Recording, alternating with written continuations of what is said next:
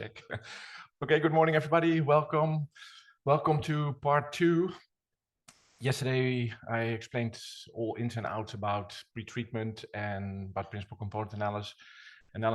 We did a little exercise on principal component analysis on tomato data. And I was thinking that's probably a good idea to get everybody started. You know, it's 9, it's the morning after we had all the beer. So I thought we need to warm up. So I was thinking, you know, let's start with the tomato data again. Let me revisit it. And then that probably brings back our memories. So the tomato data, just to reiterate, consists of 3 types: cherry tomatoes, round tomatoes, leaf tomatoes, with 93 genotypes. In the exercise yesterday, I put in 3 traits. Actually, there were 25 sensory attributes, and there were lots of physiological attributes, so the data set was a lot bigger. But this would be a biplot that you could have made with different software. It looks a bit different. Let me walk you through it. The objects in this one are the circles, and by objects I mean the tomatoes, the varieties. And the loadings, they are now indicated by these diamond shapes with this light green color. And like you saw yesterday in the exercise, when you have many loadings, many arrows, the figure becomes really cluttered. It's difficult to see anything. So what we decided was to leave out the arrows and just, well, plot the loadings as a diamond. This is only considering the metabolomics data. Now, how do we explain this plot? How do we get some interpretation out of it? Well, first of all, this is 53, 20% of explained variation. So in total, we are looking at roughly 75%. That's really an awful lot. So all conclusions that we're drawing is valid for the overly large majority of the data. Also considering that PC3 will be a lot less than 20%. So these are the most important directions. First of all, it's easy to spot that the yellow tomatoes, the yellow objects, the cherry tomatoes, they really stick out from the other ones. They form a separate group, and the beefs and the rounds, they're really superimposed in the bottom half. Now, if we would like to see why are the cherry tomatoes separated from the rest, we want to know which metabolites give you the difference. What you need to do is, well, think about, well, if the cherry tomatoes are on top, which loadings, which metabolites are also in this direction. What you see, for instance, that phenylethanol is on top over here, indicating that these cherry tomatoes are, relatively speaking, is always relative, very high in phenylethanol concentrations. Other stuff that's high is sucrose. Well, that makes sense. The cherry tomatoes, they're more sweet, they're a bit concentrated. Phenylacetaldehyde, transaxanol, well, there's a bit of glucose. All these things that are on the top part, they are more elevated in the cherries, and they are lower in the other 2 groups, in the rounds and the beefs. Now, there's something else happening in this data set. You can see that there's one group over here of the rounds and the beefs and another one over here. And maybe you can also say the same thing for the cherries. I don't really know what's happened in this particular data set. Could be that that might be a year effect or greenhouse effect, that wasn't fully recovered from this particular experiment. But that's what you could do as an interpretation of a biplot. Now, as I said, there are also many sensory attributes in this particular data set. So what we can also do is make a biplot with only the sensory data and leave out the metabolites for a moment. And well, I think you pretty much see the same picture. Again, the cherry tomatoes are very well separated on PC1, which is 50%, and PC2 is 16%. The rounds and the beefs are on top of each other. You cannot really distinguish them on the taste characteristics. But if you would like to know, well, what gives the difference between the cherries and the rounds and the beefs on the other end? Well, just look at the loadings that are in the same direction. So it is taste sweet, scent spicy, taste spicy, aftertaste sweet. Well, I think we can all relate to that. The cherry tomatoes are sweeter in taste. They're more concentrated, basically. So that gives the difference between these 2 groups. Now, what we usually try to do, and with metabolomics data, it's very difficult most of the time. But with sensory data, it's actually not that difficult usually, because usually we like to give a meaning to PC1 and PC2. If we would like to give a meaning to PC1, what we need to do is look at all the loadings that span, that lie along the first principal component. Well, what we see are things like sweet, spicy on the right, and watery, unripe, aftertaste rough, not really sure what that is on the other side. So the first dimension is actually spanned by things going from sweetness to watery taste. Yeah. For me, that interpretation would be that the first principal component is really about how it tastes. Yeah. Now, if we go to the second principal component, who's going to help me with the second principal component? I did the first one. You can do the second one. What would be an interpretation of the second principal component? Yeah, I agree. Yeah, you can see that the second principal component is about mouthfeel solid, and at the other end is mouthfeel mealy, moist. So the second principal component is really about texture. How does it feel in your mouth? So the first dimension is what does it taste? Second dimension is, well, texture. How does it feel in your mouth? And that's what you want. Now, if you would like your tomato to have a very pleasant mouthfeel and a very high taste, what you would be doing is try to find the tomatoes that are over here. Well, there are none. So that's easy, right? So that's a difficult exercise to find the ones that have both properties. Yeah. Okay. Well, during coffee breaks, a number of people asked me about batch effects, injection order problems, and I was thinking, let's incorporate that in this presentation because it's also something that you can actually spot with principal component analysis. So let me give you this illustration as well. When we measure metabolomics data, we usually do it in batches. Sometimes the experiments are just too big. You cannot fit the autosampler with all the samples, so you have to spread them across different batches. And the problem is that data, results measured in batches is not directly comparable. That's a big problem. And over here I have an example from research from our lab. This was about 10 batches. This is Arabidopsis plants. It was a really, really big experiment. Stuff was measured in 10 batches. And if you look at PC1 versus PC2, you see that the biggest effects are the batches themselves, because every object is colored according to their batch. And you see in PC1, PC2, you see a very nice grouping or separation based on batch number.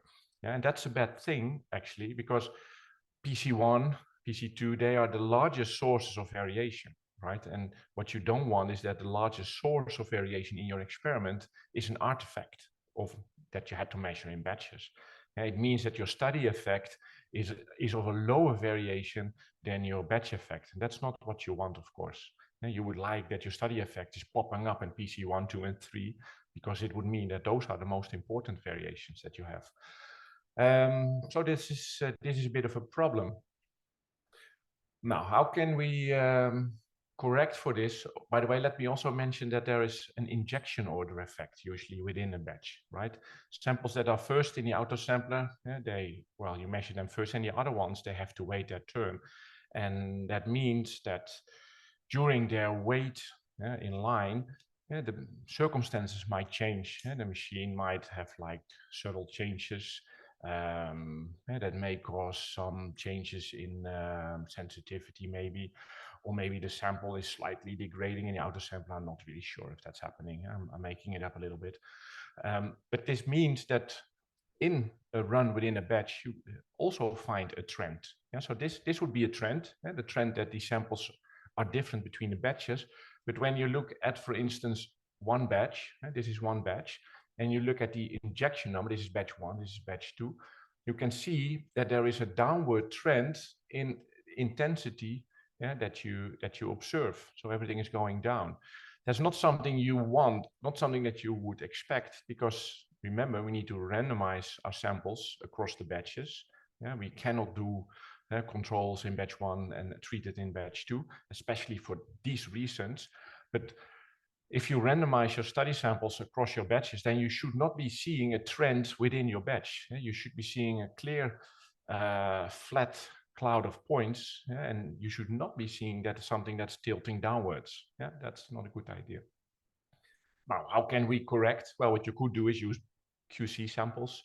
Yeah, you could say this is for a certain metabolite.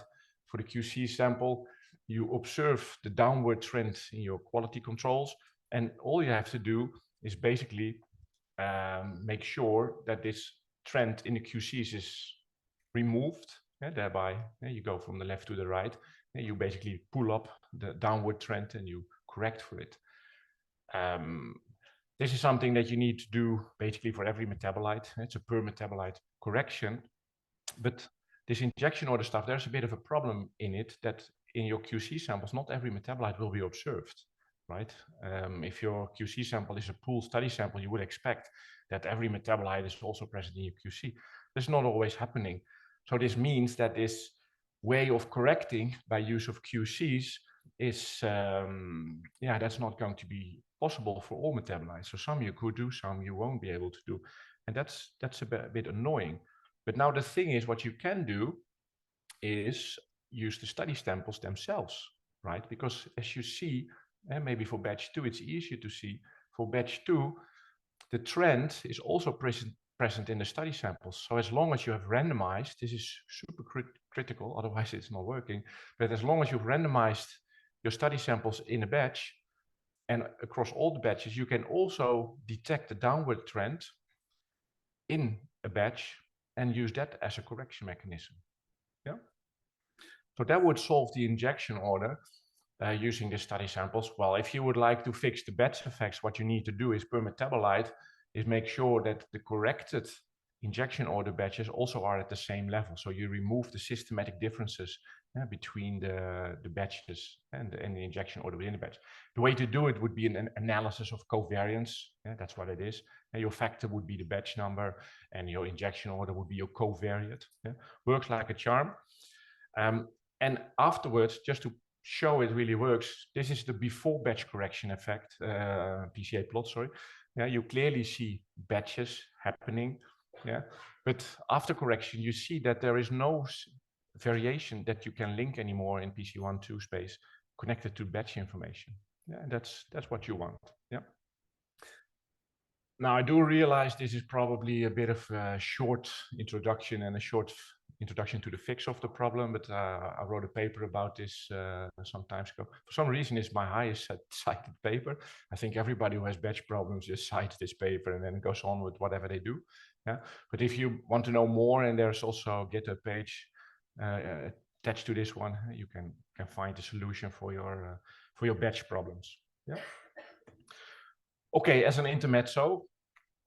Now, sometimes people approach me and say, well, I did this experiment. I have like 3 groups, control and 2 treatment, and I did biplot, and I do not see my structure back into the biplot. I do not see the 3 groups. Remember the Italian wines from yesterday?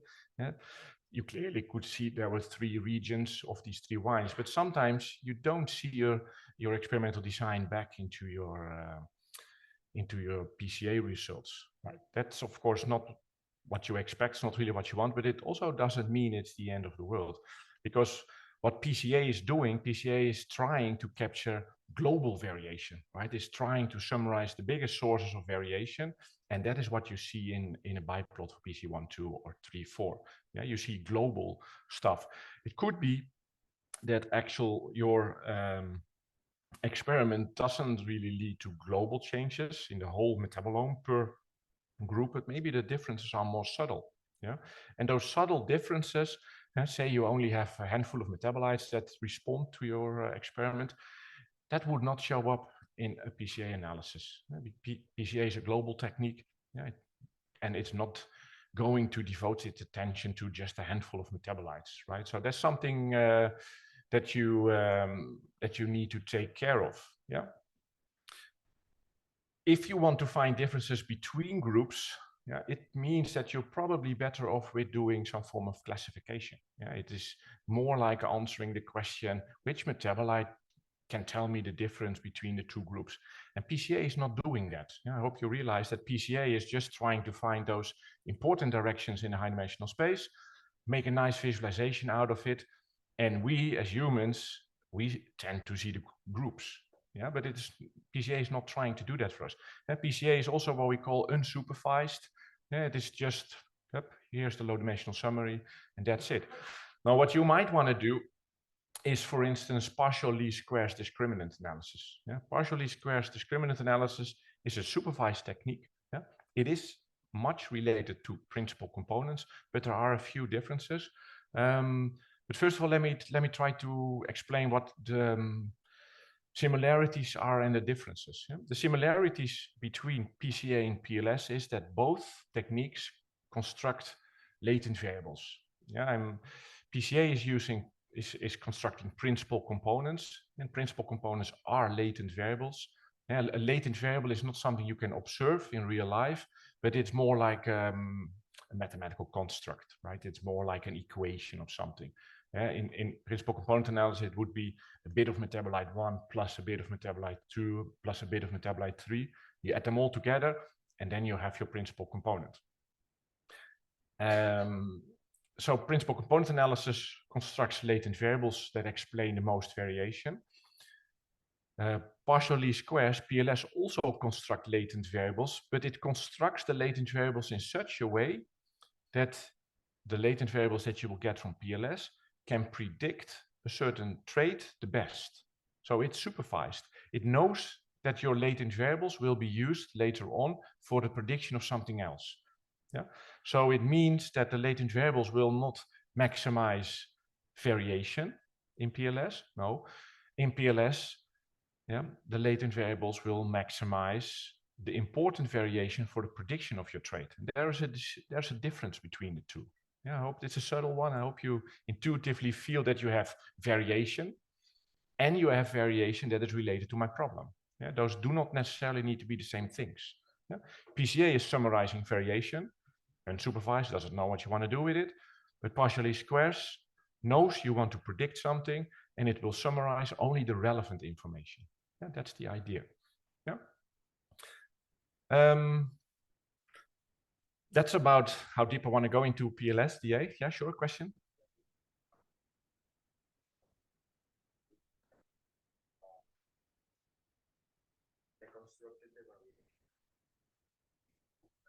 For the groups and between variations between group and variation between groups, because PCA looks at the overall variation, right? Yeah. In your sample, doesn't care Yeah. about the groups. Yeah. The other technique do take into account the groups. Yeah. So in other words, we would say that it's actually looking or splitting the whole variation in two types of variation, which is within and between. Well, it's not really about within, but it is about the between. So if there are metabolites which variation correlates very well with your group structure, then that particular metabolite would be very picked up and put in a latent variable with PLS. But PCA would only select it in a principal component, a high principal component, if that variation would be the largest variation. Yeah, that's more or less the difference. Yeah. So when we are doing partial least squares discriminant analysis, by the way, the DA, yeah, it means discriminant analysis. Partial least squares is a regression technique. There is no difference between PLS-DA and plain PLS. The only thing is that in PLS-DA, you're not predicting a quantitative trait, you're just predicting a class.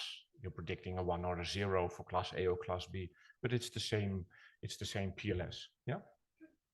Well, first thing that you might want to do is decide on the scaling. Yeah, how much you want to scale your data. Second one, with PLS-DA, it is super important that you validate your models well. Yeah, PLS-DA, it's a bit of a method that is, well, let's call it dangerous to use. Yeah, because what you're going to do is you're going to create latent variables from your data that can predict a class membership, right? And these latent variables are super flexible to make, and it is super easy to come up with a PLS-DA model based on noise that predicts a certain class structure very well. Yeah, that's something you need to realize. So it is very important that besides making a model, you validate the model very well. And it's the validation that will tell you if your model is worthwhile to continue with, if your results are good enough. Yeah, because the model on its own, it's not that difficult to make and the results are not that helpful. So what you need to do either is come up with a split in a training and a test set. Yeah, so you make your model on the training set, you test your model on the test set, and if it can predict the test set very well, okay, otherwise not, okay.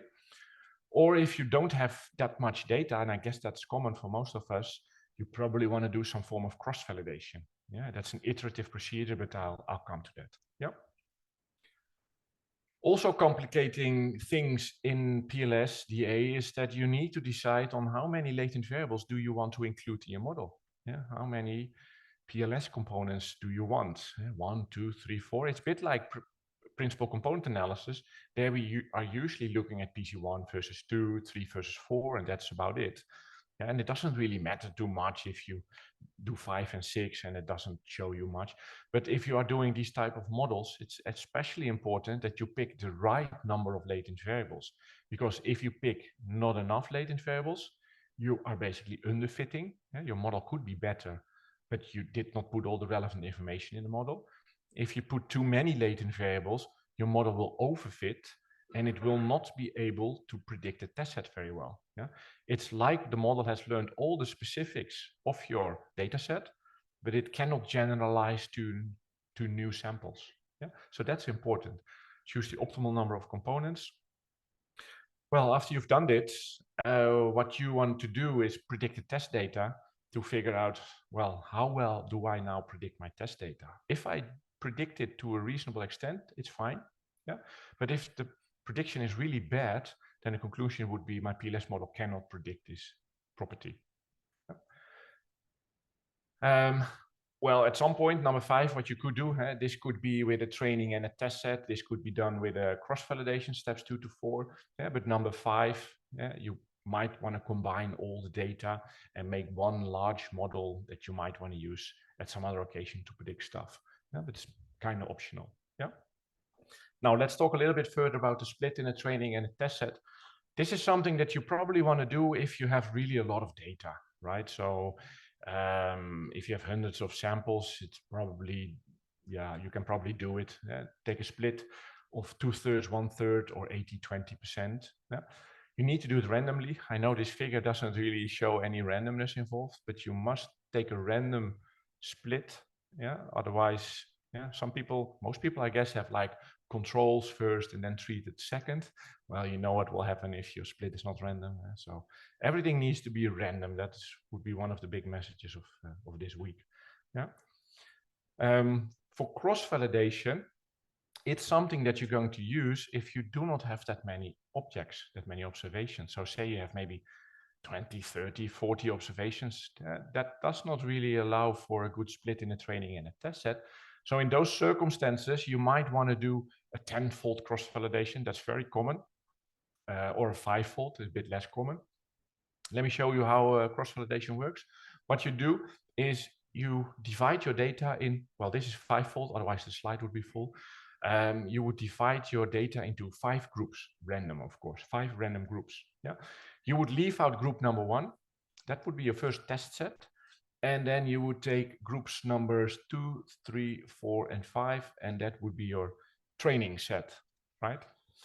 By the way, as an aside, let me check. Who thinks train set is the children's toy that you wanted to have for Christmas, right? I'm always a bit surprised. Test set seems fine, but a train set really rings like that you want to do what you want to get when you were like 10 with Christmas. A train set. Okay, never mind. Maybe it's just me. But you build your model on 2, 3, 4, 5, test it on number 1. Then you go to the next iteration. You would leave out group number 2, build your model on 1, 3, 4, 5.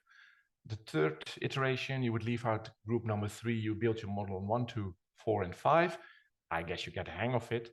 And what you have done now is every time, every iteration, you have left out a particular group, made the model on the other group. So that means in the end, you have predictions for all objects. Yeah, while the model has not seen those objects. And that will be a very good way of finding out how well does my model predict unknown observations. Yeah, because these test sets, they were never used when you construct the model. Yeah, because predicting objects that were used when you made the model is super easy. Yeah, you can get very, very good predictions because your model was trained on those samples. Yeah, so it's probably able to predict those very well. Now, another thing that you do during cross-validation is that you predict your test set not just once, but you predict them for different numbers of latent variables. Yeah? So you're going to do that for latent variable 1, 2, 3, etc. And then you're going to observe how does my cross-validation error respond to the number of latent variables in my PLS model. Here's a small example. You see that my error is really big at 1 latent variable. It's still pretty big at 2 latent variables, but at 3 latent variables, it seems to reach some sort of low value. And after that, it's leveling off. It's not changing anymore, right? Now, what some people do, I'm not an advocate of that, is that they look for the smallest number. Optically, I would say that would be 7 latent variables, because numerically speaking, you have the lowest error over here. Yeah, and they say this model needs to have 7 latent variables. I do not believe that's what you want to do. I think you would want to stick with 3, because you always want to keep your model as simple as possible. Yeah, just it needs to do what it needs to do, and that will be Occam's razor. And you're not really interested in fine-tuning the 3rd or 4th decimal in your cross-validation error. No, you want to get the big picture and then stop, right? Because if you redo your experiment, you won't do it, but if you do it again, this cross-validation curve would be slightly different anyway. Yeah, and maybe now this one is the lowest, or this one is the lowest, or this one is the lowest. You just need to recognize that this is all giving similar performances, and then you choose the smallest number that you can. Yeah.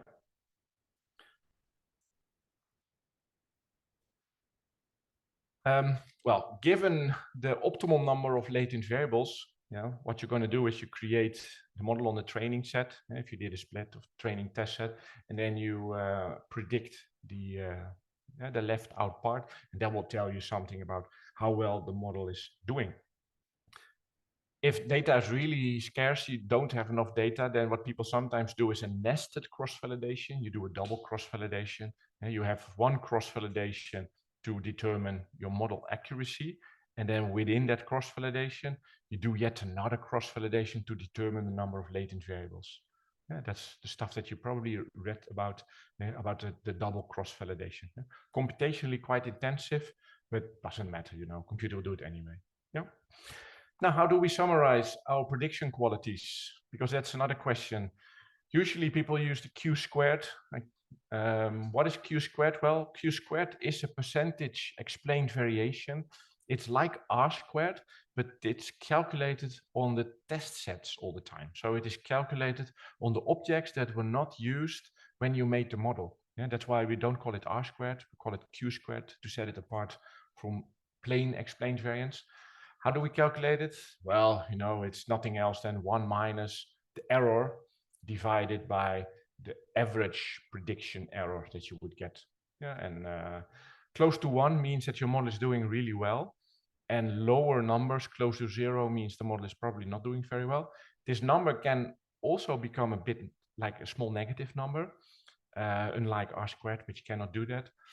And when you get like negative numbers, it means that your model is doing worse than if you would have predicted all the time the average of your trait that you try to predict, right? And that is that will be super bad, of course. Yeah. So let me try to summarize the stuff that we've been doing, and then we go to a set of exercise. Well, it's my opinion that statistics is very important in most parts of the research, right? I'm a bit advocate of asking one clear question and you will get a clear answer. Yeah? Take care of your samples. Yeah? Think about the 3 R's, replication, randomization, reduce noise. Yeah? Reducing noise also, the story about batch correction and injection order correction falls in that category. You reduce the noise if you're able to filter out batch numbers and injection numbers. Do the PCAs for a low dimensional summary. I think it's a great starting point to do that just by some sort of default. It will learn you lots about your data. It will spot problems. It will spot maybe batch effects. It will spot like outlying observations, maybe technical difficulties. Super helpful to do that. Yeah. Also, I'm a bit of an advocate to keep it simple, right? If your research question is like, I want to know which metabolites are different between my 2 groups, then that is really something that you first want to try with a 2 independent samples t-test, right? That's a univariate question. Yeah? Which metabolites are significantly different between my 2 groups? or if you have more groups, you might want to do it with a ANOVA model or whatever. Yeah, you do not immediately want to go to partial least squares discriminant analysis because that also has inherent problems. It's a multivariate technique. It's not really designed to come up with univariate differences, but at the end, people will use it for that anyway. Yeah, and to keep it, to make it very general, make sure that the data convinces you. Be very critical about what you see, what you do, and really play the devil's advocate. And then make sure that whatever you draw as a conclusion from your data, it's really supported by all the output and the results that you have. Yeah. Now let's go to some exercises. I have prepared 2 exercises. Yeah, yesterday we did number 1. So what you need to do is go to the Google Drive.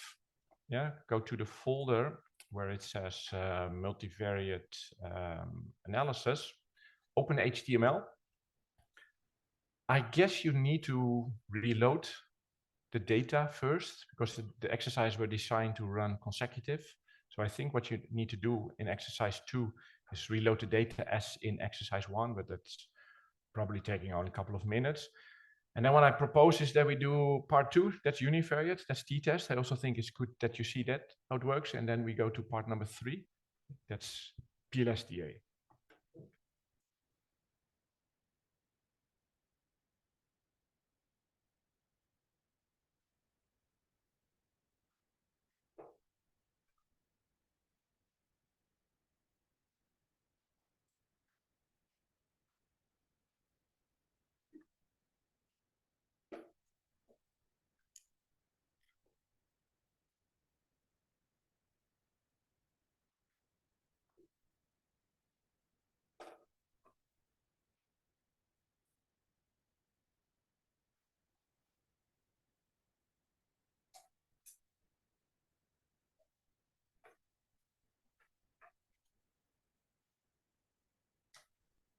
Yeah, that would be a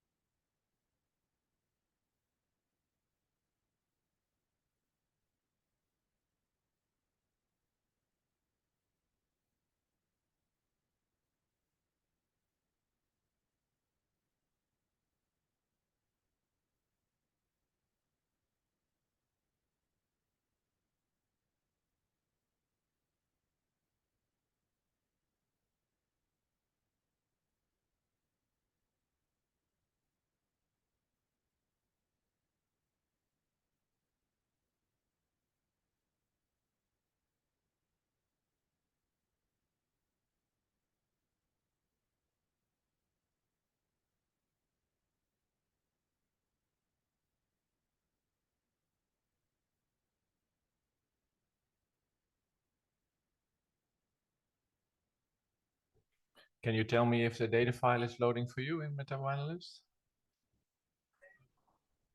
Okay.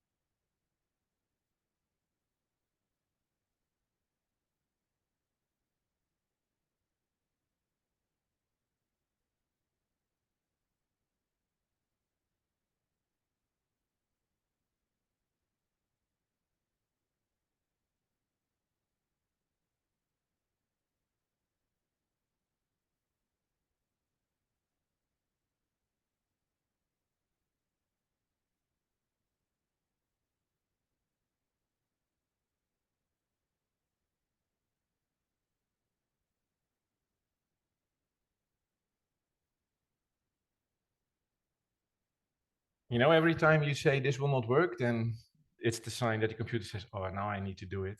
Otherwise it will be turned off. So, oh, spoke too soon.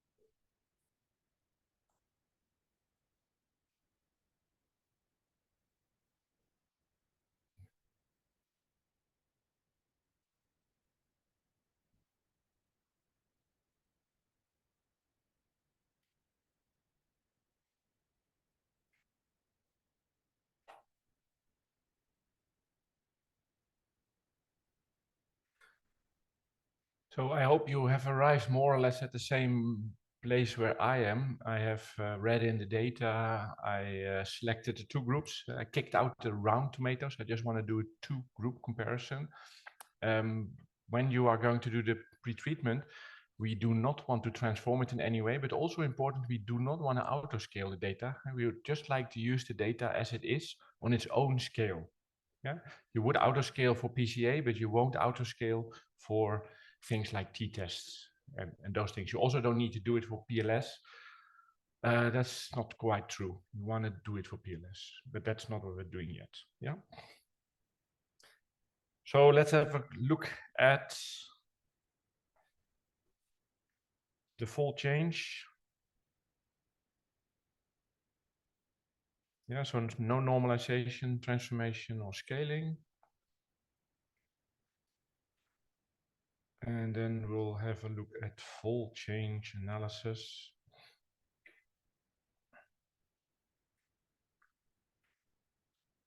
You know, I will change the threshold to 1 because the fold changes are not particularly large in this data set, and I just want to show what's happening.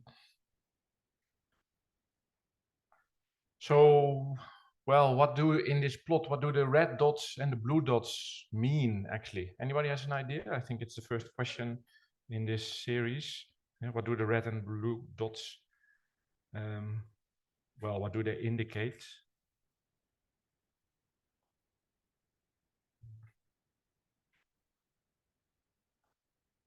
Let's try to put them both. Oops.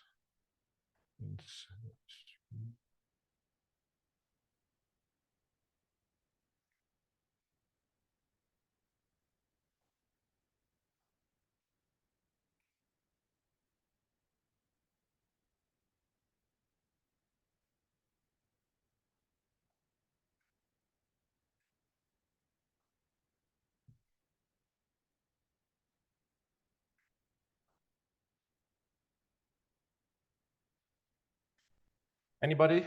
The red and the blue dots? No, let me help you a little bit. You know, the red dots are what we called significantly upregulated. Yeah, according to the threshold. It's not according to any T test or anything.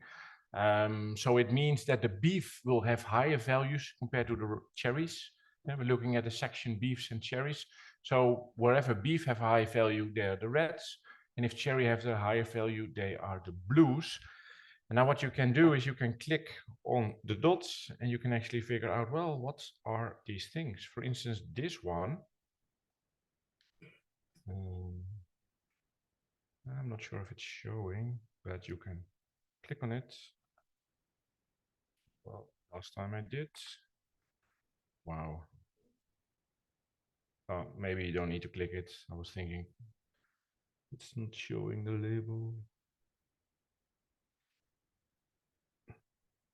Anyway, the third one from the left is taste tomato. Yeah, so you could argue that these red ones, yeah, the beefs have a higher taste tomato. Yeah. Yeah.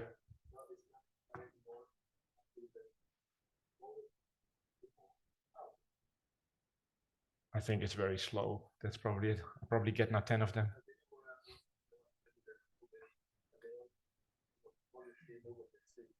Okay, yeah.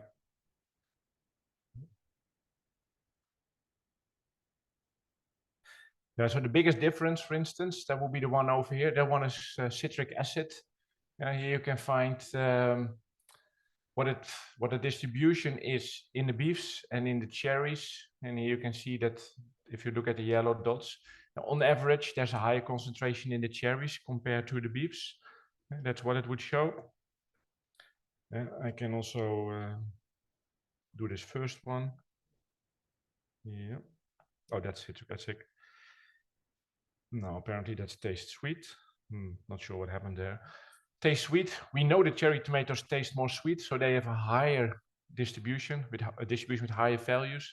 Yeah, the mean is much higher than for the beefs. They taste less sweet. Yeah, so this is basically the visualization of the fold change that you may have. Yes.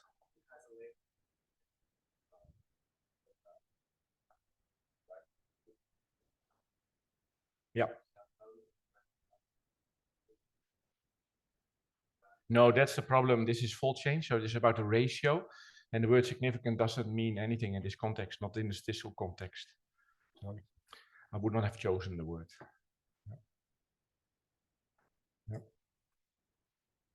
You know, let's go to the t-tests.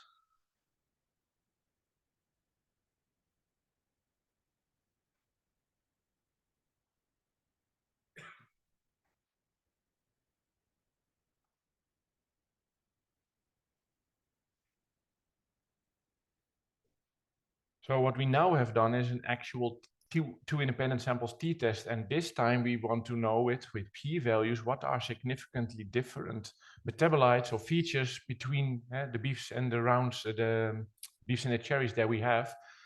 It's plotting the -10 log of the p-value, but it means that the higher the value, the more significant the result is. So the purple dots, they are the significant features. Those are the variables that show a significant difference between the two groups. Now, if we just pick the one with the highest value, and it would be average fruit weight. It's not a big surprise, of course. Yeah, we are looking at beef and cherry, and we know, of course, that beefs have a much higher fruit weight. That's over here, and the cherries are much, much smaller, so they have a lower fruit weight. And that this variable is the most significant one. Yeah, that's a non-result, of course. You don't need metabolomics to do that, but you know, for let's call it didactical purposes, I think it's good. Yeah. But we can also click other ones. We can choose this one. And here we have gamma tocopherol. And I hope you recall this one also from yesterday, right? Yesterday in the principal component analysis, at some point it also popped up.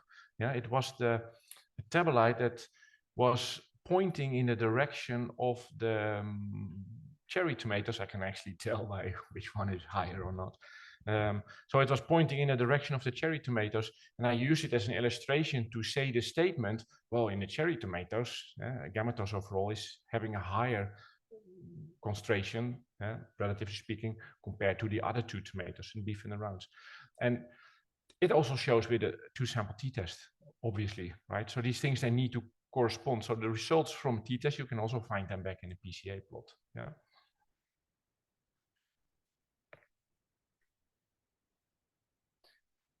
Now there's this threshold over here, the p-value 0.005, and if you would like to have fewer significant, what you call it, features, you just increase the number, and you make it actually harder for something to become significant. And now it's only 69 significant features with an alpha of 0.10. Maybe for demonstration's sake, we could do 0.40. And you make it actually easier. Sorry, I was going the wrong way. If you go to 0.001, yes, you now only have 43, right? So if you lower your alpha, it becomes harder for something to become significant. And that is something you may want if you want to have some sort of protection against false positive.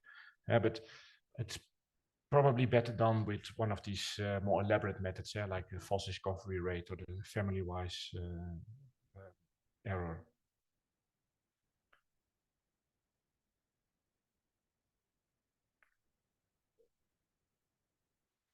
So for the next one, let's do a volcano plot. I think a volcano plot is an excellent plot to summarize fold changes and p-values. Super useful. Not going to change anything about that. Yeah.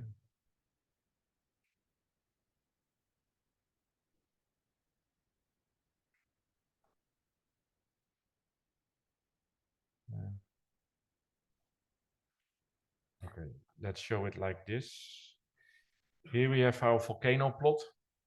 In a volcano plot, you typically have like 3 areas. There's the one on the top left, top right, and something at the bottom. Yeah. Things that are not significant, you find them in the bottom. Yeah, they are gray in this one. It means that they have a fold change that's below the threshold, and they have a p-value that's higher than the threshold, higher than alpha 0.005. Next, you have like the 2 groups that are both significant, so they show a significant difference between them. And they also have a sizable fold difference. If the ratio is less than 0, it means that, for instance, no, let me see what ratio we're looking at. There's always a specific ratio. Beef cherry, the ratio is beef cherry. So everything that's to the left has a higher value for the cherries, and everything that's to the right has a higher value for the beefs. Yeah. Now, if you want to know what are my most interesting metabolites to have a look at, what you want to do is go to these corners over here, this one and this one, because they will tell you which metabolites have high fold changes and low significant p-values. And those are the ones that you probably want to investigate first. So what we could do is click on this one, and it stays sweet. Obviously, that's a major difference between the beefs and the cherries, a bit of a non-result. Yeah. The other one, we can also plot this one. Here we have citric acid. So there is a big difference in citric acid on average, the yellow dots compared to the beefs and the cherry. We can investigate it more. This one. It's the tocopherol again. And let's do another one. Routine. And here we have citric acid. It said citric acid, right? The labels are completely Yeah. it's on that a lot. Wow. Okay, let's ignore it for now, but we need to be careful with what we do. Yeah. Yes, so I think that would be like a demonstration of what you can do with t-testing in these contexts, volcano plots and those type of things. Well, let's quickly go to partial least squares, because we can also have a go at this. We already have the data, so what we now need to do is normalize it again. And we will do autoscaling, normalize, proceed, and then we do partial least squares discriminant analysis. And here we have some preliminary results. And the first thing that we would like to do is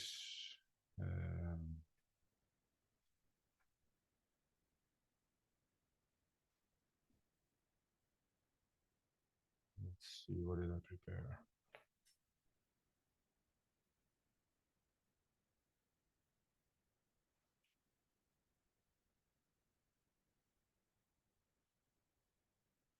First thing that I would like to figure out is how many latent variables should we use in the model. And to do that, I'm going to calculate up till 8 using 5-fold cross-validation. And, you know, results are a bit tricky to interpret. What you see over here, for instance, is r squared q squared. You want to have a look at q squared. And you see that MetaboAnalyst selects 8. It's a very large number, to be fair.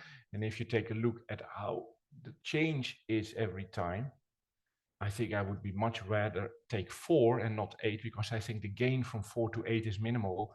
You really want to have the lowest number possible to avoid any chance of overfitting. So I think I would really go for 4. But lucky you can just pick whatever you want. Yeah. Let's go to loadings plot. Score plot, sorry. What do we see in the score plots? Component 1, component 2, 25%, 13% explained variations. Well, we see a very clear separation of the beefs and the cherries. That's not unexpected, because we did already saw it in PCA, which is unsupervised. So if you do PLS-DA, it should also not be a surprise that you get the same separation. We can toy around with different latent variables. We can do number 3, 4, but here you can immediately see that latent variables 3, 4 do not really contribute to the separation of the two groups. They're completely superimposed, so that's not helpful. Yeah. Now, if we would like to know what are important features, we can go about it in 2 ways. We can have a look at the loading plots, and then remember that the separation was best in the first dimension. So if you want to know what contributes to this separation, we can have a go at the different data points in the first dimension. So we can click on this one. And here we have average fruit weight again. It's a bit of a silly example it is becoming, but average fruit weight is highly predictive for being either a beef or a cherry tomato, completely as expected. It's actually the most discriminative feature. Something that we did so, by the way, also with the t-tests. So now we are interpreting multivariate analysis in a univariate way because we are now looking for one at a time. Oh, this one is unidentified. That's maybe not that helpful. This one as well. Let me try to find another one.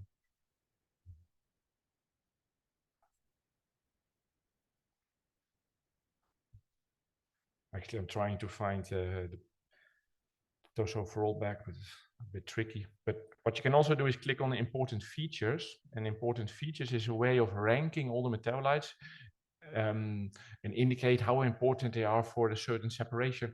And here you get average fruit weight, gammatose overall, routine. We saw that popping up just a minute ago. Taste sweet, we have seen that as well. Glucose, some fructose. Some of these are easy to interpret because the cherries are more sweet. But I hope this also demonstrates that what we now have seen, we did it with PCA, we did it with Univariate t-test, we did it with PLS-DA, and in the end, you all get the same answers, right? If you ask the question, which metabolites give you the biggest separation, you could do it in a biplot way, important variables for PLS-DA, or just with a simple two independent samples t-test. Yeah. Okay, looking at the time, I think it's good to close this particular session, and so that Absa can actually start hers. Yes.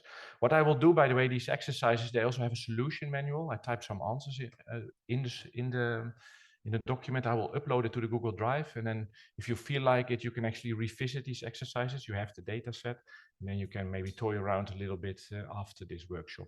And then you also have the answers as how I have prepared them. Yep. Thank you very much, Jos, for